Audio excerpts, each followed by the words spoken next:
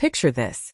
It's a crisp Tuesday morning at Ridgerest Elementary, the kind of perfect suburban drop-off where every minivan sparkles and every lawn looks photoshopped. I'm Marcus Hale, walking my 8-year-old Emma to the gate like always, when out of nowhere the self-appointed queen of Ridgerest Estates, Patricia Voss, HOA president, pearl necklace gleaming like she's about to judge a beauty pageant, plants herself dead in my path and slaps a bright red violation notice straight into my chest so hard I feel the staple bite through my shirt. Remove those hideous security lights by sundown, Mr. Hale. She hisses with that sugary smile that never reaches her eyes. They violate Section 4.2 of the Ridgerest Aesthetic Code. Final warning. We have standards here. I glance down at the paper, then back at her Botox-tight face, and I don't even blink. Because right behind her, parked illegally in the teacher lot, sits her precious son Brandon's lifted truck, the same one that's been idling outside the school for weeks while he jokes with younger kids about what's in his backpack. I fold the notice once, twice, and hand it right back to her like it's a parking ticket for a shopping cart. Your son brought a loaded handgun to campus last week, Patty. I say, voice low enough that only she hears. My lights aren't the eyesore. Your denial is. Her smile freezes like cheap ice cream in July. For half a second the mask slips, just long enough for me to see the panic. Then it snaps back into place, all teeth and fake concern. How dare you imply? I cut her off with the softest laugh. I'm not implying anything. I train schools on active threats for a living. 15 years counting doors, windows, blind spots. Those lights? They're coverage. You'd know that if you ever read the safety reports you delete before board meetings. She steps closer, perfume so thick it could choke a mosquito. You'll remove them, or the next fine will include towing your eyesore of a truck. Ridgerest is about harmony, Marcus. Not paranoia. I lean in just enough. Funny. Last time I checked, harmony didn't include ignoring 3 trespassing calls I filed about kids loitering near the retention pond at night. Or the 6-month delay on replacing the blown gate lamps that leave the whole path pitch black. But sure, let's talk harmony while your kid plays cowboy with a real gun. Patty's hand twitches on the notice like she wants to slap me with it. Parents are starting to stare. Phones are coming out. She knows it. I know it. She spins on her heel, pearls swinging, and storms toward her white Escalade, muttering about troublemakers who don't belong. I take Emma's hand and walk her the rest of the way inside. Heart steady even though mine is screaming. Because this isn't about lights. It's about the fact that 2 months ago I caught Brandon Voss cornering Emma by the bike racks, showing her something cool. He kept zipped in his hoodie. I reported it. Patty buried it. Same way she buries every complaint that might make her look bad. That night the first anonymous letter shows up in my mailbox, typed of course. Concerned neighbors think you're making the community look unsafe with all your cameras and lights. Maybe you should move if you're so scared. Classic Patty move. Weaponize the neighborhood chat group without ever signing her name. I pin it to my fridge next to Emma's spelling test and smile. Because I've been watching. Quietly. For months.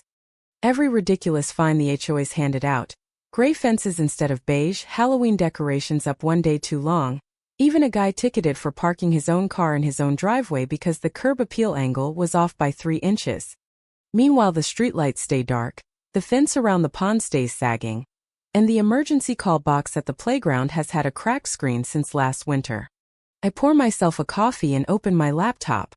The folder labeled Ridgerest Rot already has 47 entries. Photos. Timestamps.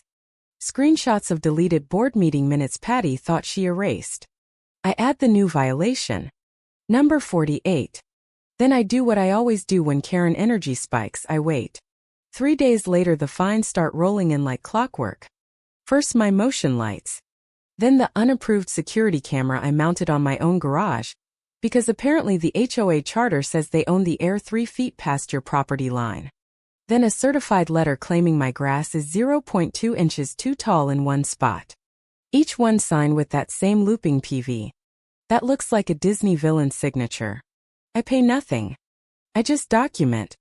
And every night I walk Emma home the long way, past the broken lamps, past the pond where kids still sneak cigarettes after dark, past the community safety banner that's been faded since 2021. Neighbors start nodding at me differently now. The jogger who used to wave suddenly slows down. They hit you with the light thing too, huh? He mutters. Last month they fined me for my American flag being 2 inches off center. But Brandon Voss can rev his truck at 2 a.m. And nobody says boo. I don't answer. I just keep walking. Because the real show is about to start. By the end of week 2, the neighborhood Facebook group is on fire. Someone posted blurry security cam footage of Brandon and 2 buddies spray painting slurs on the playground equipment at midnight. Comments explode. Patty deletes the post in 11 minutes flat and replaces it with a cheerful announcement about next month's Aesthetic Excellence Awards. Someone replies with a meme of her face photoshopped onto a dictator. It gets 187 likes before she nukes the whole thread. I screenshot everything. Then comes the Saturday morning HOA welcome coffee at the clubhouse. Mandatory attendance for new fines, apparently. Patty stands at the podium in a pastel twin set, smiling like she's running for mayor of Stepford. We've had some discord lately, she coos. But remember, rules keep us safe. Aesthetics keep us proud. I raise my hand from the back row. Every head turns. Quick question, President Voss. The charter says we're required to maintain functional lighting on all common paths. Why have the gate lamps been out since February? Her smile doesn't even flicker. Budget priorities, mister. Hail. We're focusing on curb appeal first. Safety follows beauty. A few people actually chuckle. Black humor at its finest. Laughing while the neighborhood slowly turns into a liability lawsuit waiting to happen. I lean back, fold my arms, and let the silence stretch until it's uncomfortable. Because I know something Patty doesn't. Her son Brandon just got suspended again. This time for bringing a knife to the middle school bus stop. And this time the teacher who reported it copied me on the email before Patty could bury it. The noose is tightening. She just doesn't feel the rope yet. That same afternoon I'm in my garage organizing the latest batch of evidence when my phone buzzes. Unknown number. I answer. Marcus?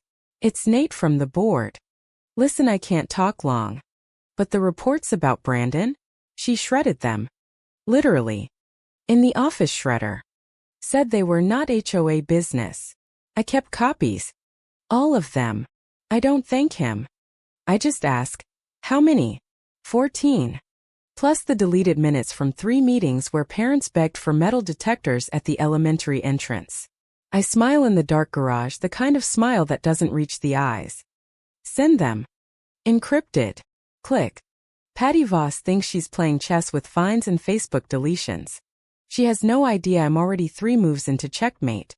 The next 7 days are pure psychological warfare wrapped in HOA politeness. Patty escalates. She drives by my house twice a day, slowing down to glare at my lights like they personally insulted her ancestors. She gets the board to vote, unanimously of course, to review my membership status for repeated non-compliance. The official letter arrives in a thick cream envelope that smells like her perfume.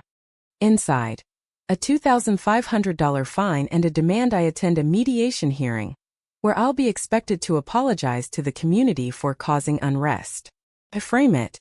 Right next to Emma's drawing of our house with the glowing security lights she colored in bright yellow because they make the monsters go away, Daddy. Then the monsters show up for real. It's a Thursday. Normal school morning. I'm walking Emma through the gate when I hear the first pop. Not fireworks, not a car backfiring. The sound I've trained for 15 years to recognize instantly. Gunshot. Screams rip through the courtyard. Kids scatter like leaves in a hurricane. Teachers are yelling code red. But it's already too late. I shove Emma behind a concrete planter and scan. There by the flagpole. Brandon Voss, hoodie up, eyes wild, holding something black and metallic. Another pop. A little girl in pigtails drops. I'm moving before my brain catches up. Years of muscle memory kicking in. I tackle him low, take the gun, pin his arm until the resource officer arrives. Sirens everywhere. Chaos. But all I can think is one thing. Patty Voss spent 6 months fighting my lights. And her son just turned the playground into a shooting range. Emma's shoulder is grazed. Through and through. The doctor says she's lucky. I say the whole neighborhood is about to get real unlucky. Because now the evidence folder isn't just a hobby. It's a loaded weapon. And I'm done playing nice. The hospital smells like antiseptic and fear. Emma's in recovery, small and pale against the white sheets, but her eyes are open and she squeezes my hand when I walk in. Daddy, was that Brandon? The boy who always stares. I nod. No lies. Not anymore. Janelle, my wife, the 911 dispatcher who's seen every nightmare this county can throw, sits on the other side of the bed, face carved from stone. She already knows the reports I've been collecting. She's the one who helped timestamp the deleted emails. Outside in the hallway, the sheriff's deputy is waiting. Mr. Hale, we're going to need everything you have on the Voss kid. I hand him a USB drive. Start with the 14 reports Patty Voss shredded. Then move to the HOA charter violations. Then we'll talk about how an insurance company is about to bankrupt an entire neighborhood board. He raises an eyebrow. You're going after the HOA. I smile the same smile I gave Patty at the gate. No.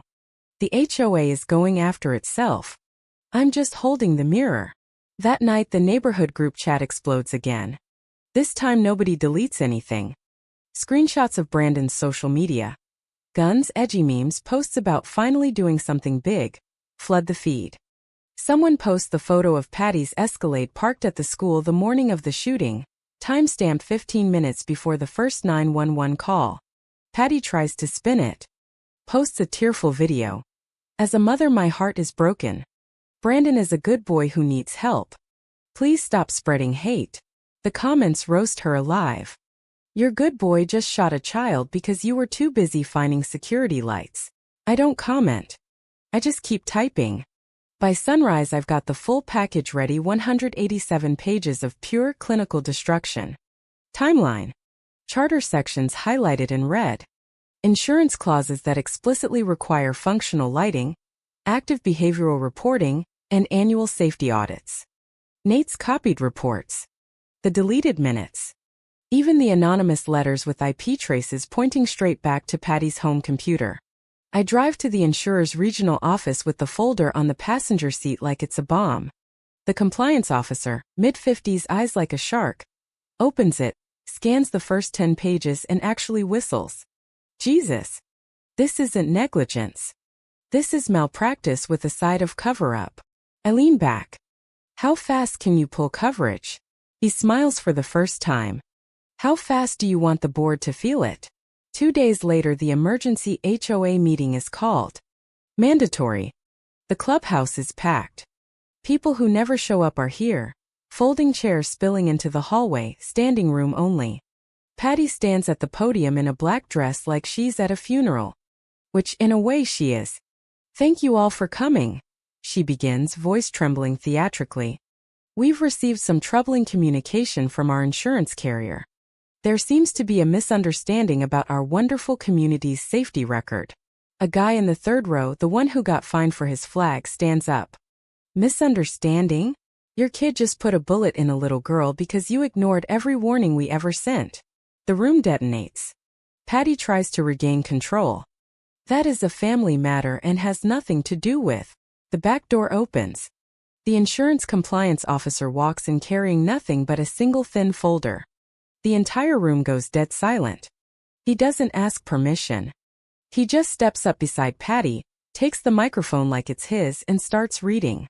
Pursuant to Section 7.3 of the Ridgerest Estates governing documents and the attached insurance rider, the following mandatory obligations were willfully and repeatedly violated by the current board president: functional perimeter lighting, ignored for 214 days, behavioral threat reporting protocol, 14 documented incidents suppressed, annual safety audit, canceled 3 years running.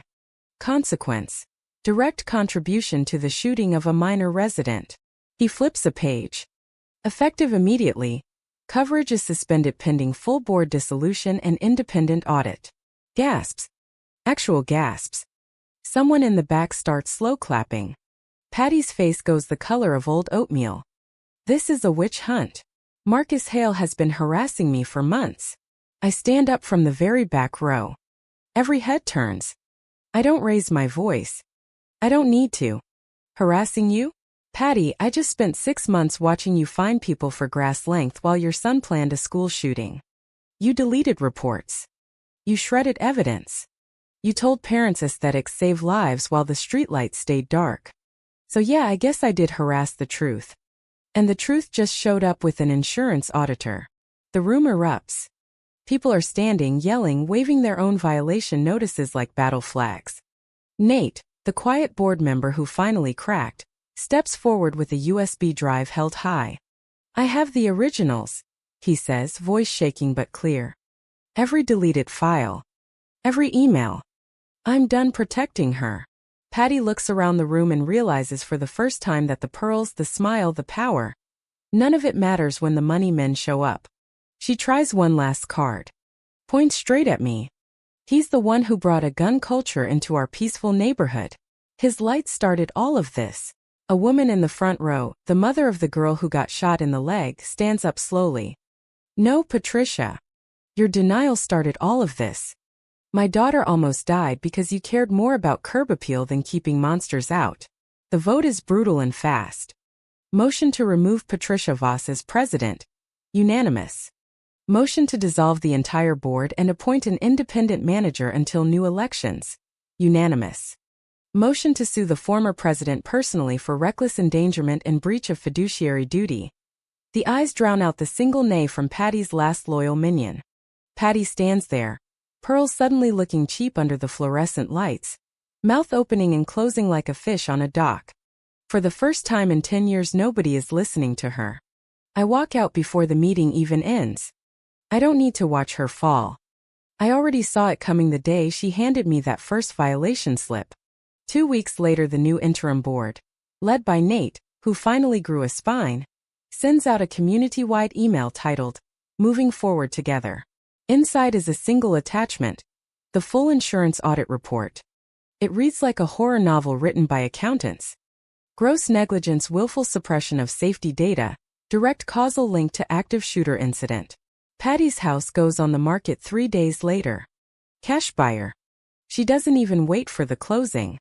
Just loads up the Escalade and disappears before the first moving truck arrives. Rumor says she's moving to a condo in Florida where HOAs are illegal. I hope the gators have strong aesthetic standards. The broken gate lamps get fixed the same week. New LED motion lights go up along every path, paid for by the emergency fund the old board had been hoarding for beautification projects. The retention pond fence is reinforced. Metal detectors appear at both school entrances. And the neighborhood chat group?